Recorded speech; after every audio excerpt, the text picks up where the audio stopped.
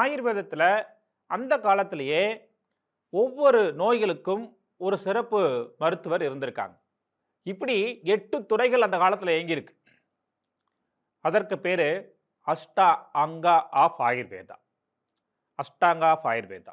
அவங்க அதிக படிச்சு அதிக நிபுணத்துவம் பெற்று இருந்திருக்காங்க. அது 8 துறைகள் என்னென்ன அப்படின்னு பார்க்க போனீங்கன்னா, முதல் துறை அப்படிங்கிறது காய சிகிச்சா அப்படின்னு சொல்லக்கூடிய ஒரு பொது மருத்துவத்தை குறித்து டீல் செய்யக்கூடிய ஒரு துறை.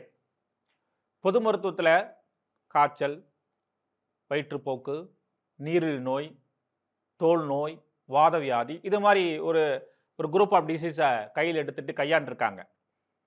இதற்கு யார் ரொம்ப முக்கியமான தந்தை போன்ற விளங்கி இருக்கார் அப்படின்னா, சரகர் அப்படிங்கிற ஒரு மகரிஷி இருந்திருக்கார்.